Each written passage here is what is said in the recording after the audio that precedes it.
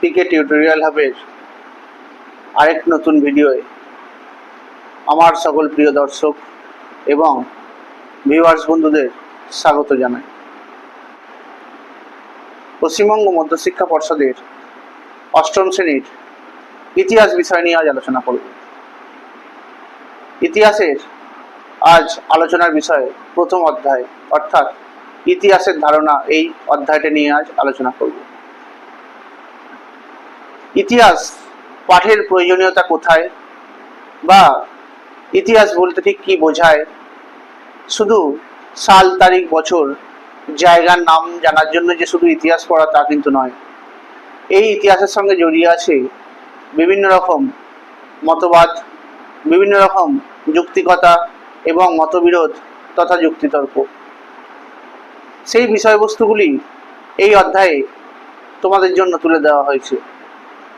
আমি এখন পাঠকদের জন্য এই অধ্যায় থেকে মূল যে বিষয়বস্তুগুলো, যে কথোপকথনগুলো, সেগুলো আলোচনা করে দেব। ইতিহাসের ধারণা বলতে ঠিক বোঝায় ইতিহাসের পড়ার প্রয়োজনীয়তা ঠিক কোথায় আছে, অর্থাৎ ভারতের ইতিহাসের যুগ বিভাজনের সম্পর্কে যে সমস্ত ধারণা লক্ষ্য করা যায়।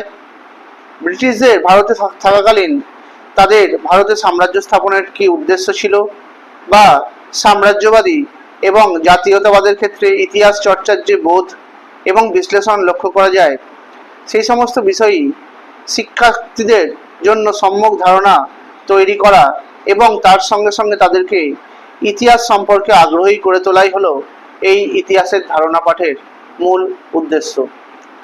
এই ইতিহাসের যুগ বিভাজন তথা জাতীয়তাবাদ এবং সাম্রাজ্যবাদী ভাবধারার উপর ভিত্তি করে রবীন্দ্রনাথ ঠাকুর ভারতবর্ষের ইতিহাস রচনার ক্ষেত্রে কিছু মন্তব্য করেছিলেন।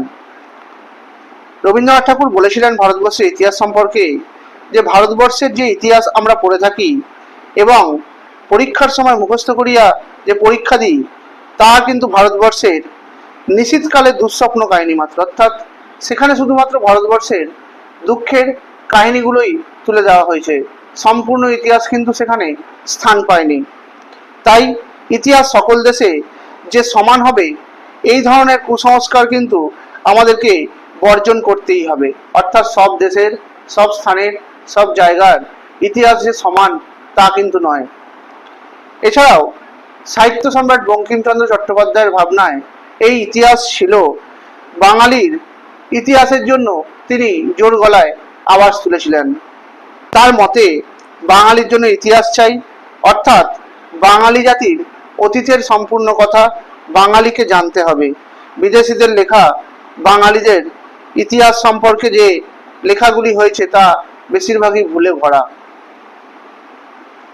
তাই বাঙালির ইতিহাস লিখতে হবে বাঙালিকেই। আবার এই ইতিহাসের প্রয়োজনীয়তার কথা বলতে গেলে এখানে বলা হয়েছে ইতিহাস যে শুধুমাত্র রাজা সম্রাটদের নাম, সাল, তারিখ বা যুদ্ধের যে শুধু বর্ণনা করা হয় তা কিন্তু নয়। ইতিহাসের মধ্যে আছে নানা ধরনের যুক্তিতর্কের বিভিন্ন রকম বিষয়বস্তু। ইতিহাসের এই সাক্ষ্য প্রমাণগুলি হাজির করে পক্ষে বিপক্ষে যুক্তিতর্কের সাহায্যে সঠিক তথ্যকে উদ্ঘাটন করার জন্যই সঠিকভাবে আমাদের ইতিহাস জানতে হবে। ভারতের ইতিহাস কিন্তু আসলে কিছু শিক্ষিত মানুষের বিচার অনুযায়ী লেখা ইতিহাস। তাই আমরা জানি সাঁওতাল বিদ্রোহের কথা, যেখানে সিধু কানু ছাড়া বিদ্রোহে যোগ দেওয়া মানুষদের নাম, পরিচয় কিংবা মহাত্মা গান্ধী যে সমস্ত আন্দোলনগুলো সংগঠিত করেছিলেন, সেখানে অসংখ্য মানুষের নাম কিন্তু আমরা জানতে পারি না, শুধুমাত্র কয়েকজনের নাম জানা যায়। কিন্তু তারা ছাড়াও এই সমস্ত বিদ্রোহ আন্দোলনগুলিতে অসংখ্য মানুষ যোগদান করেছিল, সবার নাম কিন্তু জানা হয় না, শুধু সংখ্যা দিয়ে সেই মানুষগুলোকে বুঝিয়ে দেওয়া হয়। আর এখানে ভারতের ইতিহাসের যুগ বিভাজন নিয়ে যে বিতর্কটি দেখা গিয়েছে, অর্থাৎ ভারতের ইতিহাসের সময়কালকে ঐতিহাসিকরা তিন ভাগে ভাগ করেছিলেন: প্রাচীন যুগ, মধ্যযুগ এবং আধুনিক যুগ। আর তবে এই ভাগগুলিকে ঠিক কি নামে ডাকা হবে তা নিয়ে কিন্তু ঐতিহাসিকদের মধ্যে একটি মতপার্থক্য দেখা গিয়েছিল। তবে এই প্রসঙ্গে প্রথমেই যার নাম করতে হয় মৃত্যুঞ্জয় বিদ্যালঙ্কারের কথা, যিনি 1808 খ্রিস্টাব্দে ভারতের ইতিহাস নিয়ে একটি বিখ্যাত গ্রন্থ রচনা করেছিলেন, যার নাম রাজাবলী। এই গ্রন্থে মহাভারতের রাজা যুধিষ্ঠিরের কাল থেকে কলিযুগের কাল পর্যন্ত সময়কে তিনি উল্লেখ করেছিলেন। তিনি রাজাবলী গ্রন্থে প্রায় সব ঘটনার পেছনে নানা ধরনের অদ্ভুত সব যুক্তি দিয়েছিলেন। তার মতে ভারতের এই যুগ ছিল দুটি, একটা যুধিষ্ঠিরের কাল আর একটি কলিযুগ। আবার বিখ্যাত ব্রিটিশ ঐতিহাসিক জেমস মিল তার বিখ্যাত গ্রন্থ, যেটি 1817 খ্রিস্টাব্দে রচনা করেছিলেন, the history of British India, সেখানে তিনি ভারতের ইতিহাসকে হিন্দু যুগ, মুসলিম যুগ এবং ব্রিটিশ যুগ এই তিনটি ভাগে ভাগ করেছিলেন। তবে প্রথম দুটি কাল শাসকের ধর্মের নামে এবং শেষ কালটি শাসকের জাতির নামে যে পরিচিত হয়েছে তা তিনি উল্লেখ করেছিলেন। জেমস মিলের ধারণা ছিল আধুনিক হতে হলে ধর্মের বদলে মানুষকে জাতির পরিচয়ের বেশি দরকার। তাই এই জেমস মিলের ক্ষেত্রে যুগ বিভাজন ছিল ধর্মের উপর ভিত্তি করে। তিনি ধর্মের উপর ভিত্তি করে যুগকে তিনটি ভাগে ভাগ করেছিলেন। হিন্দু যুগ, যেটি তিনি ধর্মের নামে করেছিলেন, মুসলিম যুগ, এইটাও তিনি ধর্মের নামে করেছিলেন, এবং ব্রিটিশ যুগটা তিনি করেছিলেন জাতির নামে। তবে এই হিন্দু যুগ, মুসলিম যুগ এই সমস্ত নামকরণের মধ্যেও কিন্তু অনেক মতভেদ বা মতপার্থক্য দেখা গিয়েছিল। যেমন হিন্দু যুগের ক্ষেত্রেই বলা যায়, এই ব্রিটিশ ঐতিহাসিক জেমস মিল তিনি ভারতের ইতিহাসকে যে হিন্দু যুগ হিসেবে চিহ্নিত করেছিলেন, তার বিরুদ্ধে গিয়ে বলা যায় যে ভারতে কিন্তু তখন কেবলমাত্র বৈদিক হিন্দু ধর্মই প্রচলিত ছিল না, তার সঙ্গে সঙ্গে ছিল জৈন ধর্ম এবং বৌদ্ধ ধর্ম। হিন্দু শাসকদের পাশাপাশি তখন অনেক বিদেশি ও ভিন্ন ধর্মাবলম্বী রাজারাও কিন্তু ভারতে রাজত্ব করেছেন।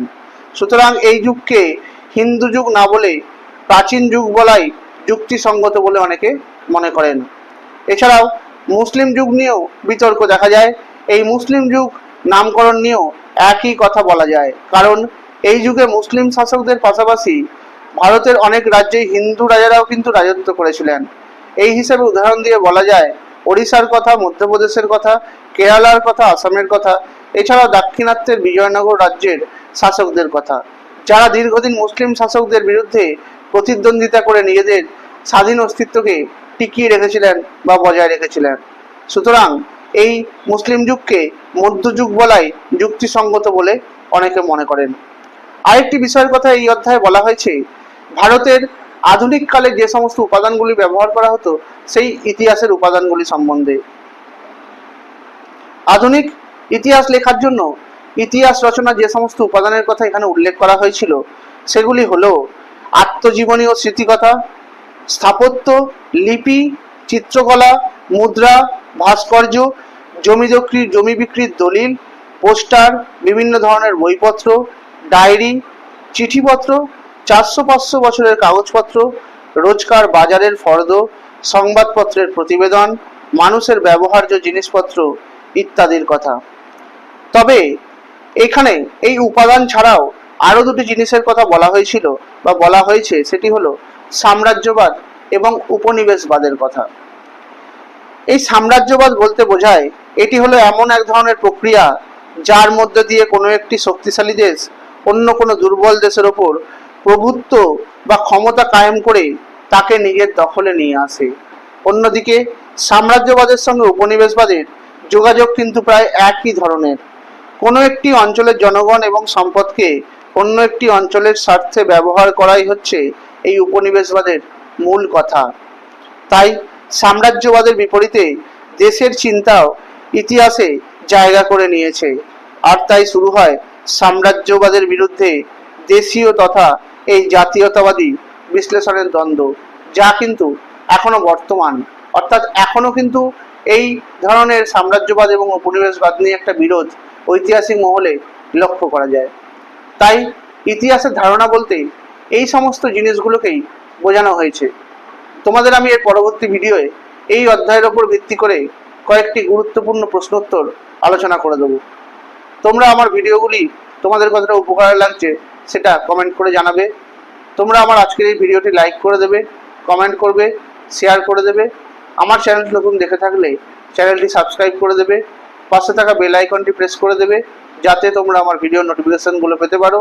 তোমরা আমার ফেসবুক পেজে ফলো করে দেবে আর ইনস্টাগ্রামেও ফলো করে দেবে। ধন্যবাদ।